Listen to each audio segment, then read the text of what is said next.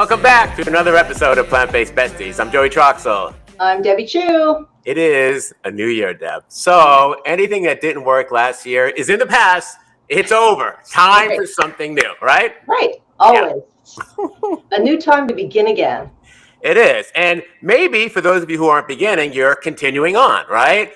I almost feel like, when people are like trying to lose weight or they have a goal and they fail on Thursday and they're like, it's over. And it's not. You're not always starting over on Monday or the next day. You can just pick it up and keep on going, right? Right.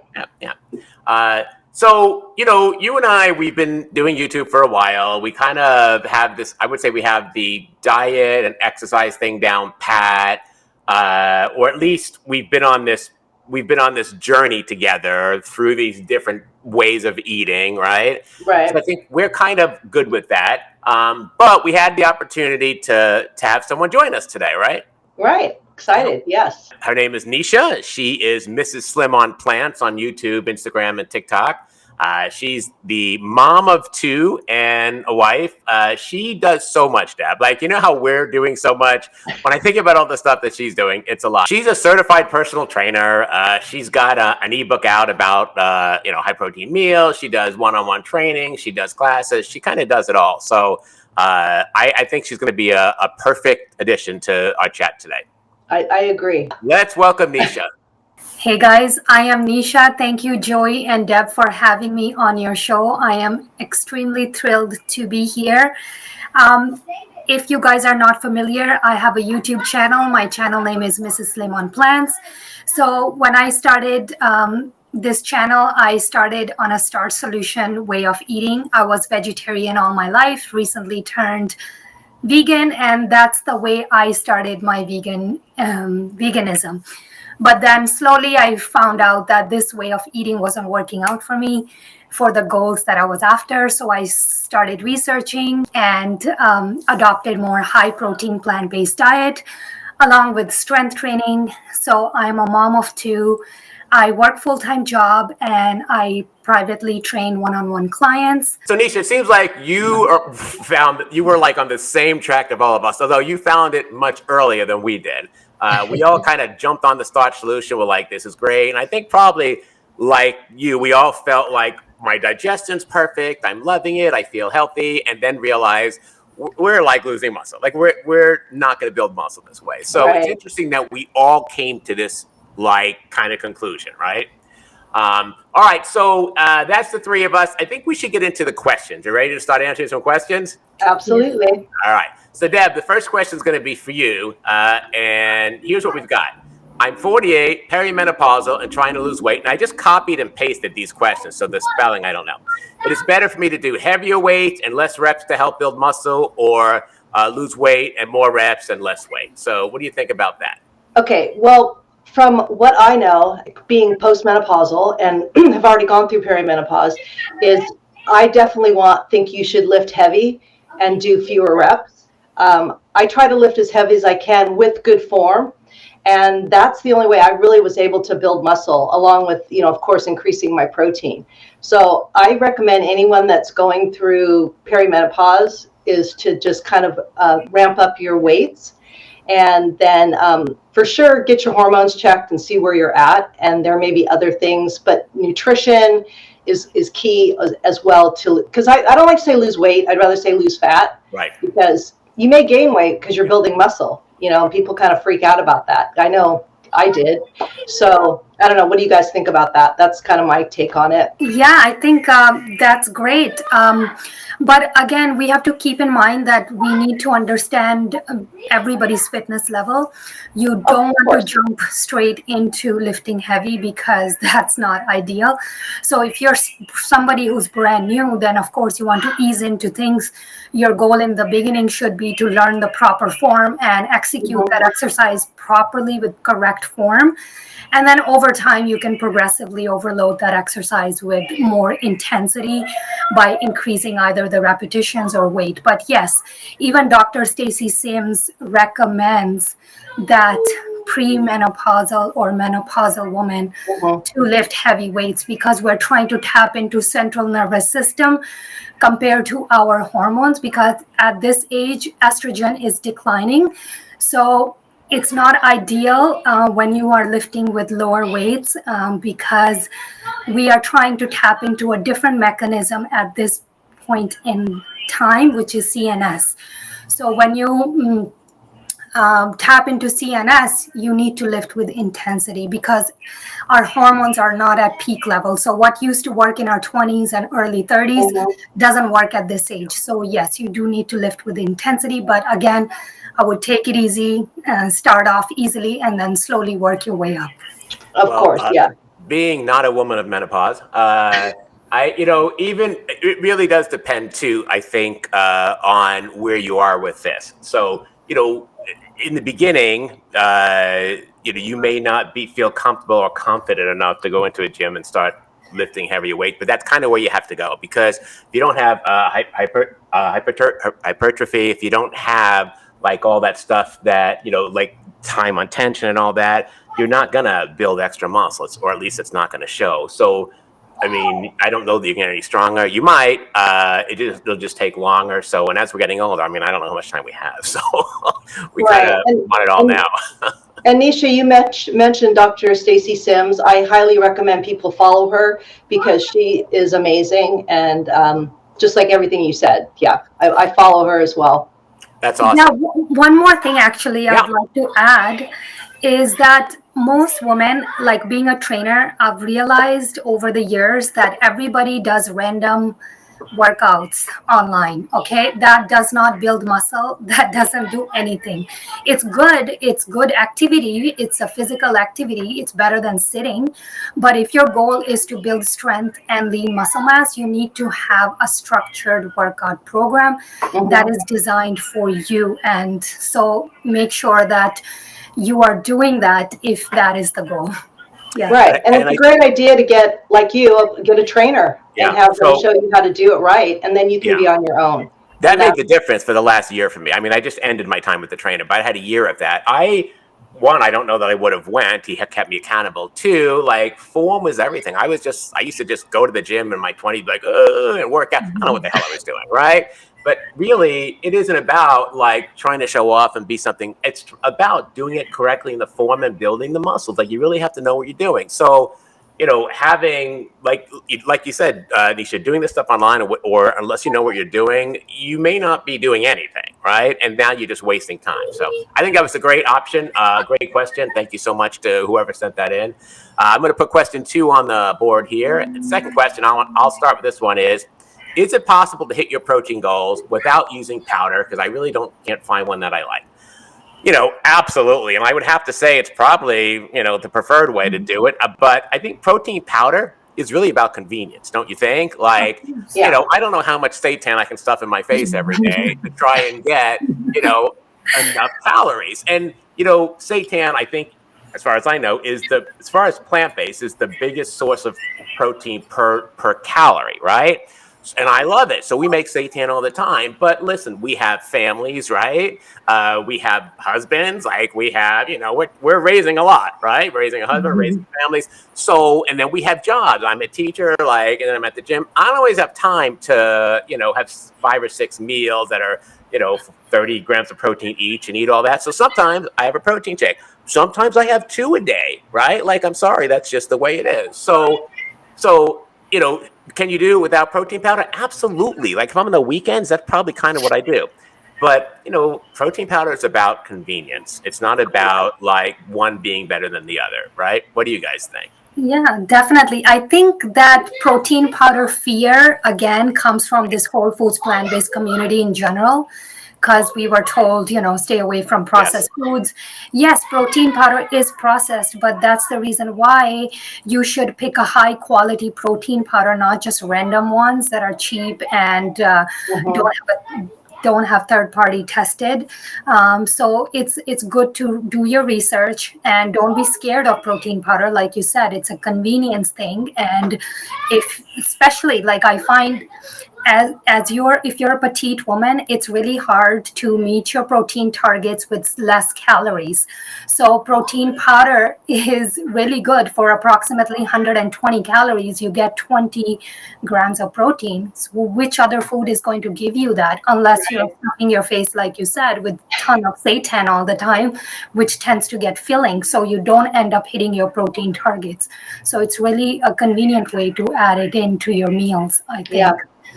Yeah, I agree. And like for me, I have celiac, so I can't do seitan. So I do use protein powders. I have a smoothie every day, and that's just a great way for me to start and get going on the protein. So I don't think there's anything wrong with using protein powder. And and like the starch solution was always like, don't drink your calories, eat, so it's just that way of thinking that you got to get over it. Yeah, I absolutely agree with you. All right, I think that was a great conversation. Maybe hopefully people will hear that and go, okay, yeah, I can have protein powder and just use it as a supplement my protein. Do you guys have any favorite? Maybe you can drop them in the comments for the viewers. Yeah, in fact, as the viewers are watching this, please leave your comments below about what you want to talk about next time. Absolutely, because that's kind of where we get all the questions from the show for, right? I think Deb and I have our favorites, but we're sponsored, so that's a good story. So, all right, great question there. So question 3, Nisha, this is for you. How do I create a workout routine from the beginning and know which exercises to add as it develops? I've had a trainer, but I feel lost once I don't have them anymore. It's a great question. I have a video actually on my channel, how to build an exercise program. So I highly recommend anyone starting out to go watch that video.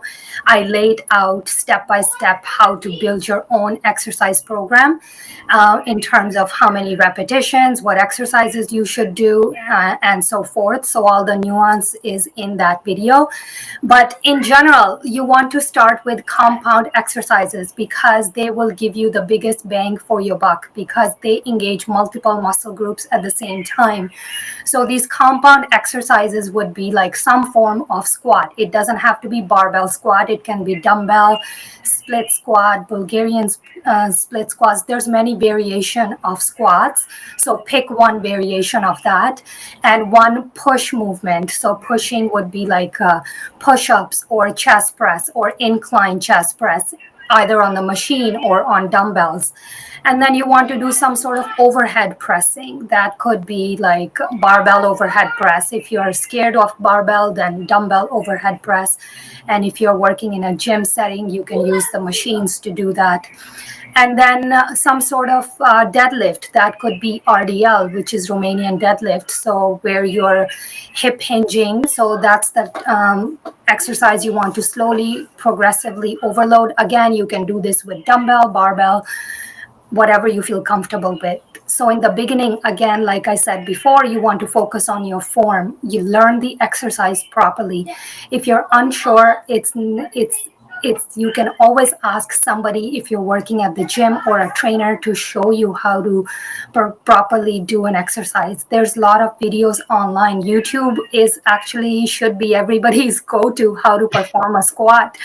You can search any exercise that you're not sure how to do, just type it in Google or YouTube search, and it's going to show you that video. So focus on your form. In the beginning, you're not going to see changes that quickly, but you will see the changes in terms of your strength.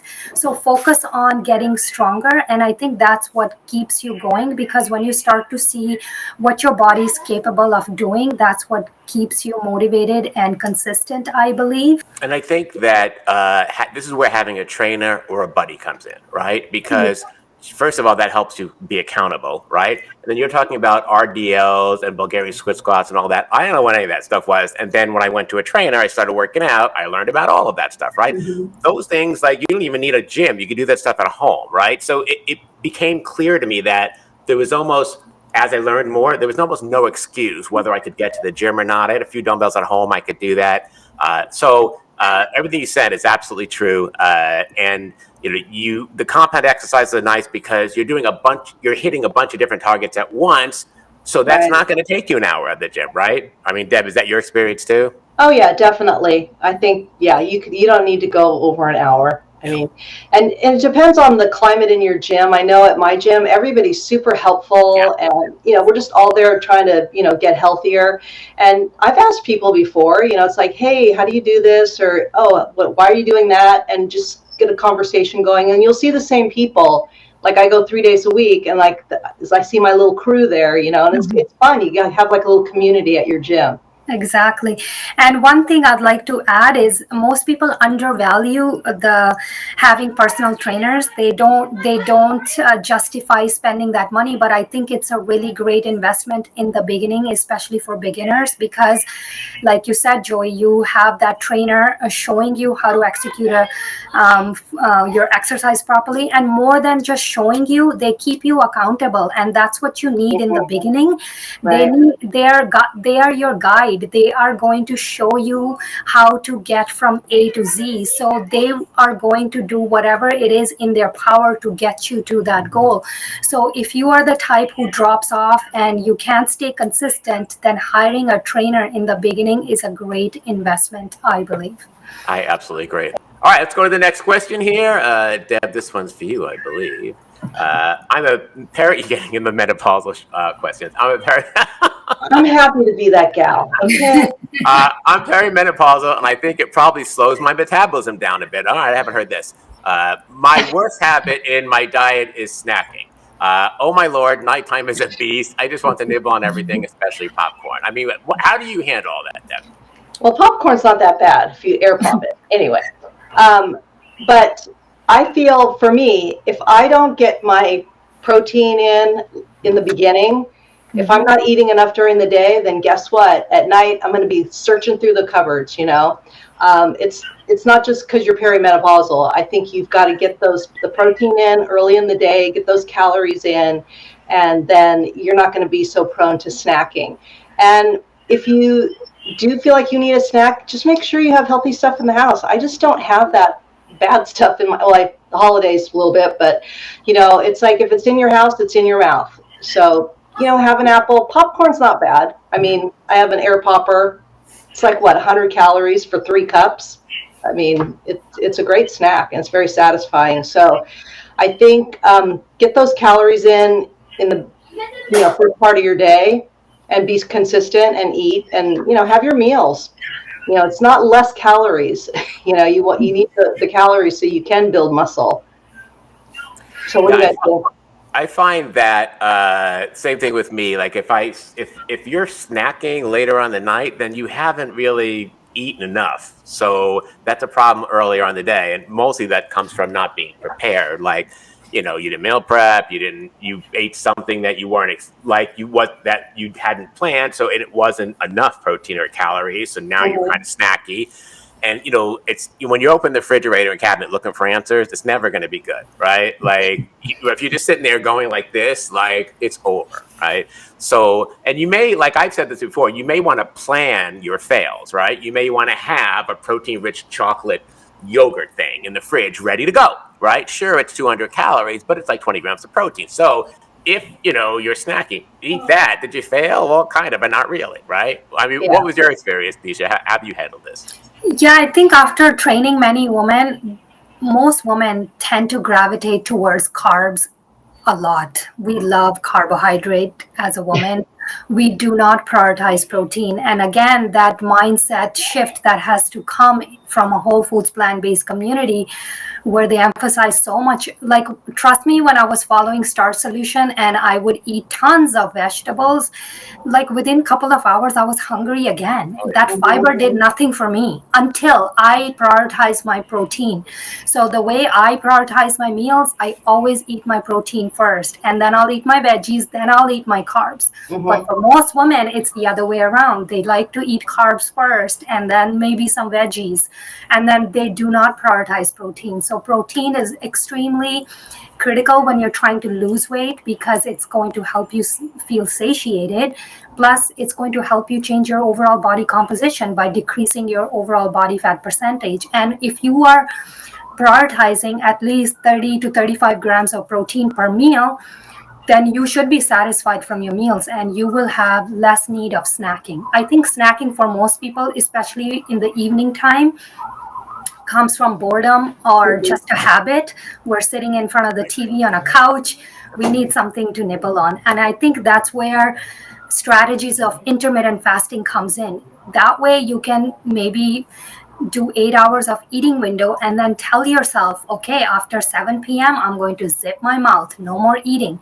And what that does is it helps you build that habit of not nibbling on something. And then you have told yourself that I'm done for the day, no more eating. So I think it's a good strategy for people that struggle with snacking is to maybe adopt that, and that can help them overcome snacking habit at night. All right, sounds really good. All right, well, there you go. Whoever asked that, there's all your answers right there. I agree. It's almost like everything else in your life. You have to be prepared for this, right? And if you're not prepared, then of course you fail, right? All right, let's go to next question here. This one's gonna be. I'll start out with this one. If I am just beginning the strength training, do I need such high protein targets, or can I start low and increase your training more? Well, so Nisha, you're probably going to be an expert at this, but here's my experience with this. Like, if you're training, you're building muscle. You're not going to be able to build muscle without protein, right? Like, it's not going to go well. So if you're going to start a program, right, you're going to jump in on Monday, well, it's time to start with the protein, right? And there's so many other benefits. You've got the muscle building, but, you know, there's the thermogenic effect of food where, you know, you burn 30% of the calories from your protein that you just from eating it, right? So, you know, there's no reason not to start with full protein. Jump right into it and get going because there's only benefits, right? Don't you think so? Yeah, I agree. Yeah. Maybe you can start with the lower range, like the recommended range is, I believe, 0.7 grams per pound of ideal body weight. And then you can go up to 1 gram. Yep. So you can maybe start at a lower end, but you're still in that range. So as long as you're within that range, you're fine. Yeah, Deb, what's been your experience? This is the same. I think, yeah. And I think it's really important to track your macros, especially in the beginning, because when I started doing that, I was shocked to see what little protein I was really eating. I was like, no wonder I feel like crap all the time. And, you know, and it wasn't that hard to do that. Chronometer, there's a lot of apps, MyFitnessPal. I think that's really important to just see where you're at, even if you don't want to do it long term, but just see what, you know, your base, and then go from there, and then just increase it. Because it might be hard for some people, like you said, you know, starting with all the seitan and all that. They're like, whoa, you know, especially if you come from Start Solution. I had to kind of build up to it, but, you know. Yeah, I think that tracking is good all the way around because it not only does it make sure you get your protein, it kind of shows you where you're deficient, where you're getting, you may need to start making some changes, right? So, I feel like I learn a lot about food when I track, like, oh my gosh, tofu's full of calcium. I had no idea, right? Like, there's all my calcium when I had, you know, a half a block of tofu. So and I know people like, I don't track my food. If I have to do that, you know, blah, blah, blah. Well, then, I mean, I don't know what to tell you, but there are things you have to do in life when you're doing this. One is to count in grams. I'm sorry. 2 is weigh your food. And 3, track your macros, right? I mean, you'll learn a lot about yourself. So, all right, some good answers there. Let's go on to question 7 here. And question 7, Nisha, this is for you. I'm 5'2", I'm 52, 5'2" in height, light exercise right now. I want to lose 2 pounds per week if that's possible. I think people jump into these and go, I'm just going to lose. I mean, you're going to be really good at telling us what you should expect. So go ahead. I think Debbie said this before, goal should never be losing weight. Goal should be to change your overall body composition. You want to decrease the body fat percentage, yes, but you want to, at the worst case scenario, retain your muscle mass at this age, because as you get older, we are losing muscle mass. So retaining or building lean muscle mass should be the main priority for beyond just the aesthetics, for a better quality of life. So we need to shift away from trying to lose weight. But I don't know, 5'2" seems like a very petite woman, and I don't know what the starting weight here is. 2 pounds a week might be too much for somebody. That's a lot of weight if you just are focusing slowly on, if you're just focusing on the weight on the scale, that's not going to be sustainable for a very long time. You will get burnt out, you will give up, and you're going to go back to your old ways. So I think slow and steady wins the race. And again, you want to focus on moderate calorie deficit that's sustainable for you. So I would always start my clients from 15% to 20% calorie deficit, and then see how they are doing. And if the energy levels are good, they're sleeping well at night, they're recovering well, and they're able to stick to their diet, then keep going. And then if the deficit is too aggressive right from the start, like how can you go even lesser than that when you are too aggressive, right? So you have to start slow and then go through the process and adjust along the way. And again, goal should be losing body fat, not losing weight, because weight loss doesn't mean that you're losing body fat. Well, like you just said too, the focus shouldn't be on weight. When I first started with the trainer, January of last year, I wanted to lose weight.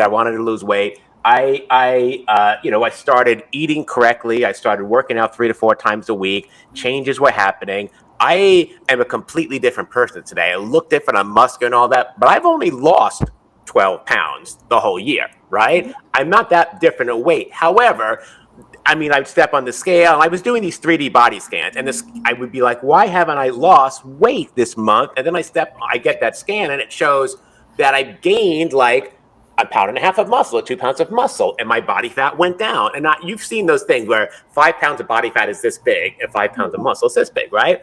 And then I was like, oh, this makes sense, right? Of course, the muscle is much heavier, right? Of course, the scale's not showing the difference. So, and that's when like you said, when you're looking at losing body fat, which was happening, I thought I was at a plateau, right? I did a whole video on this, and then when I look at the numbers, I'm like, I'm not at a plateau, I'm killing it, right?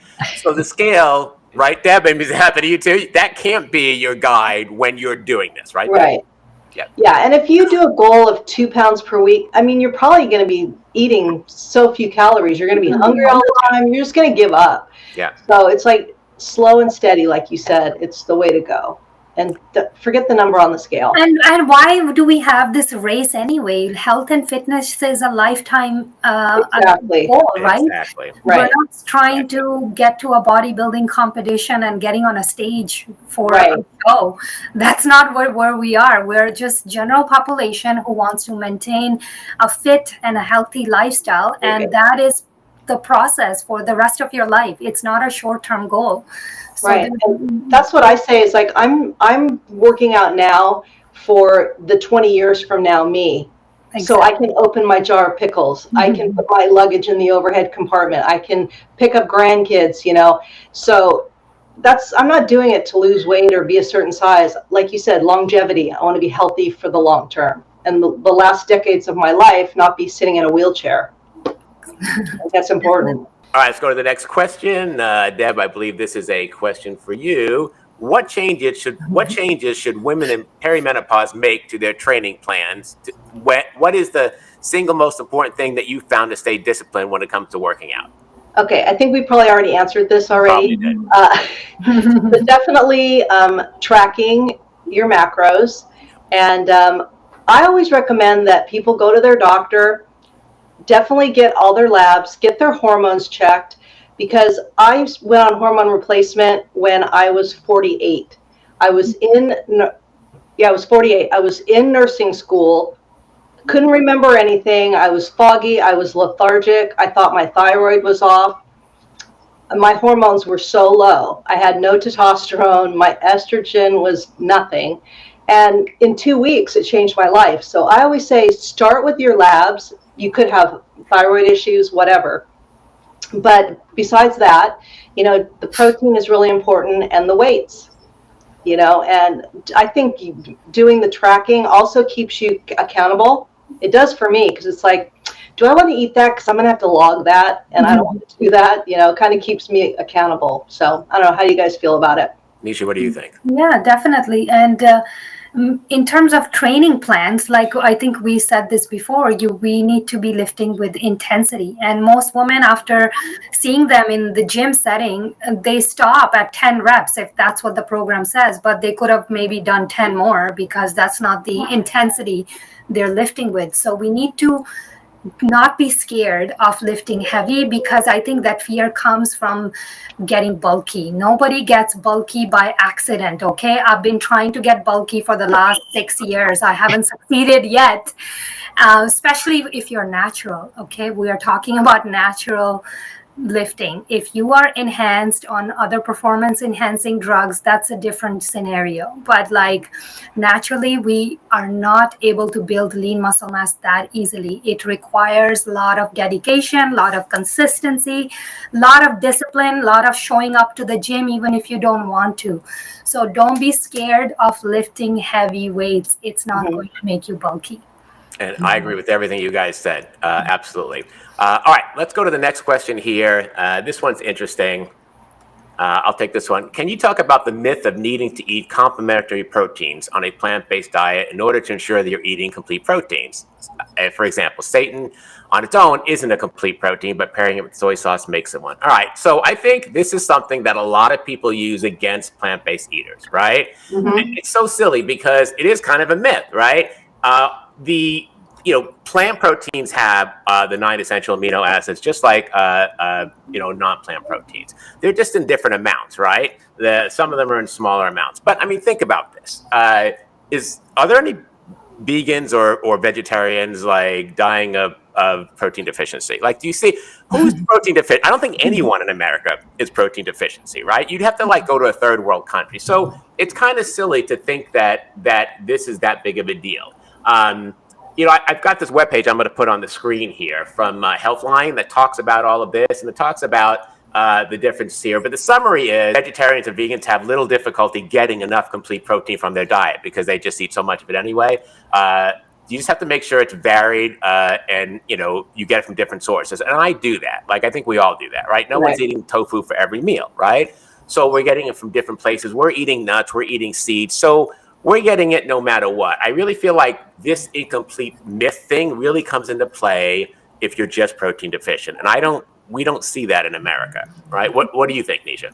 Yeah, I agree. And like you said, variety is the key here. If you're eating like different variety of plants on a weekly basis, I can understand on a daily basis it might be hard. But if you're like switching out your veggies every week or switching out different fruits or trying out different nuts, then I think you're getting a complete protein. And again, if you think that you're deficient, you can always get tested. But like, I don't think anyone is. If you are focusing on getting it from a variety of different sources. Right. If you're eating enough calories, you're going to be fine. But this myth, I remember back in the 70s, you have to if you eat beans, you got to have rice, make it a complete protein. Right, It was like, so that was, a long time ago, and you're still hearing it today. So. This one thing probably drives me crazy more than anything else because, I'm at a gym with a bunch of guys, lifting in a whole bit, and I may wear a shirt that says, I don't eat my homies or something, right? And they'll be like, what's that about? And I'm like, I'm a vegan, right? And suddenly they're concerned. I know. How are you getting as if like a gas, you weren't worried about me 3 minutes ago, but now you're so worried about your protein. I'm like, listen, I'm going to try and get by. Don't worry, right? Like, they're so programmed as meat. This is why they're eating meat to get the protein, right? Not because they can't give it up or because so they've kind of told themselves like, yeah, these people are not eating meat, but they're going to die any moment, right? They're just about to drop dead. So this just drives me crazy, like more than anything else, right? I always say, watch Game Changers, the documentary. Yeah. And thing is, be your own guinea pig, and that's how I was. Like when I only focused on beans and lentils, like Star Solution, and I was working my ass off at the gym, I didn't really get stronger. And then I was like, what's going on? Why am I not able to build strength here?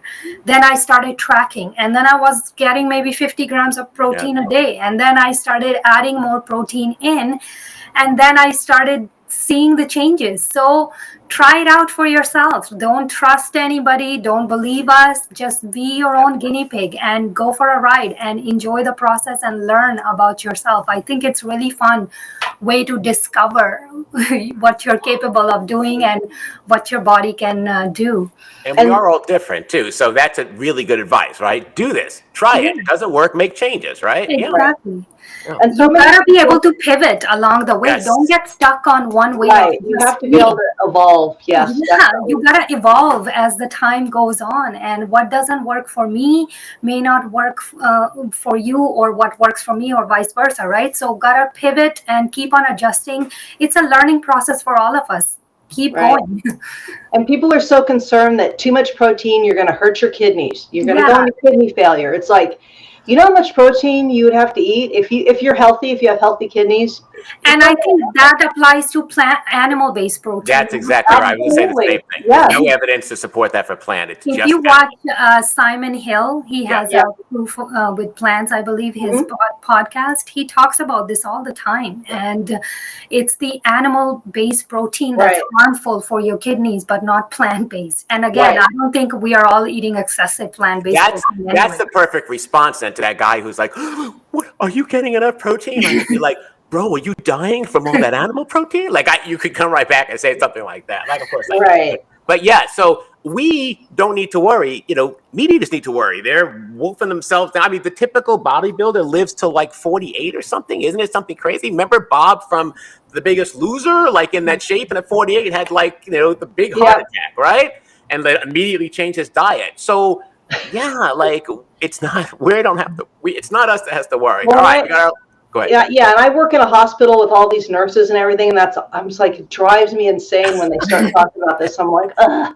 Yeah, so you know, my husband works the same thing. He works with all the doctors, and the doctors will be like, "You can't cook without oil." Of course you can, right? Like, it's so stupid, right? Like, what are you talking about? All right, let's put the last question on the screen here. So Nisha, how does it really matter how many times you eat per day or fasting? You talked a little bit about that. Tell us what your thoughts are. It does not matter. What matters is your overall calorie intake.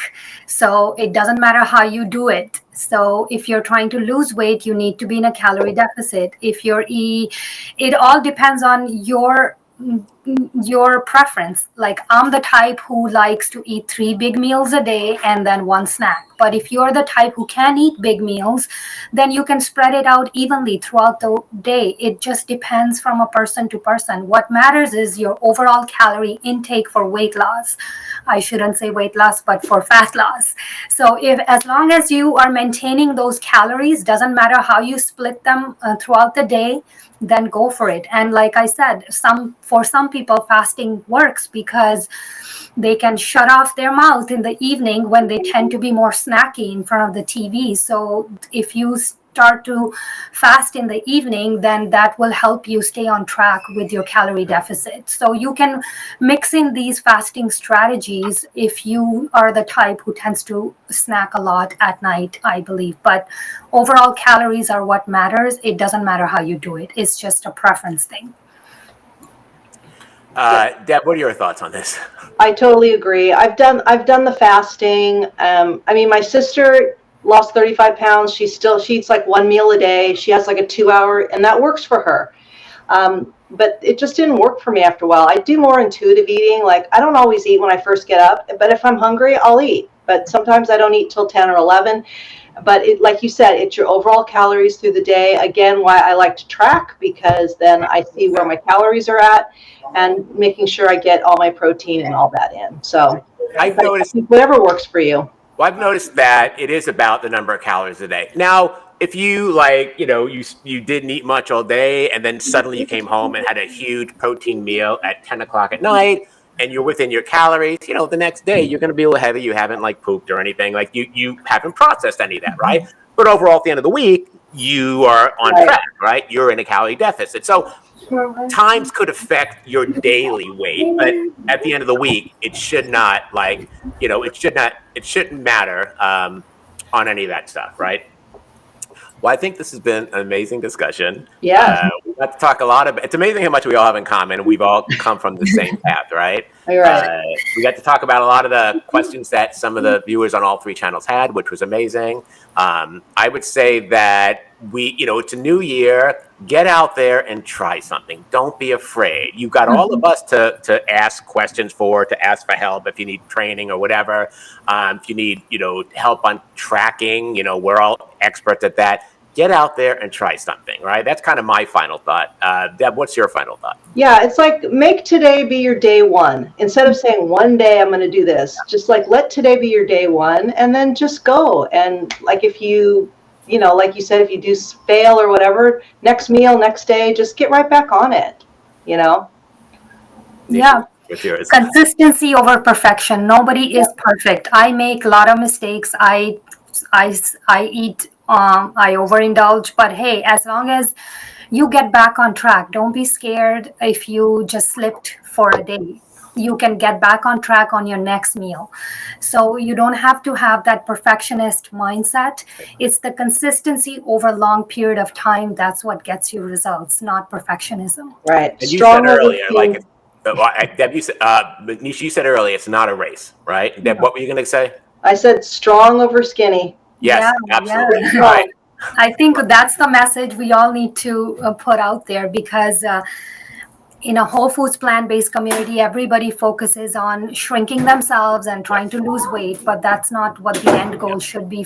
Right. It's the body. Mass, having more muscle is the key to longevity. You want to hold on to your muscle mass, and muscle is what keeps you young and keeps you mobile when you're older. So focus on retaining or building and getting strong, and then your aesthetics will follow as a byproduct. So the three of us know that muscle is necessary and we need it more than ever. The question is, do you all know that? We figured it out. All right. Well, listen, Nisha, thank you so much for joining us today. Thank you. You guys can find Nisha on YouTube, Instagram, and TikTok on Mrs. Slim on Plants. She's got a variety of services, and you have an ebook with some 50 plant-based meals in under 30 minutes. Is that right? So check that out. We will see you next time, right? Yeah.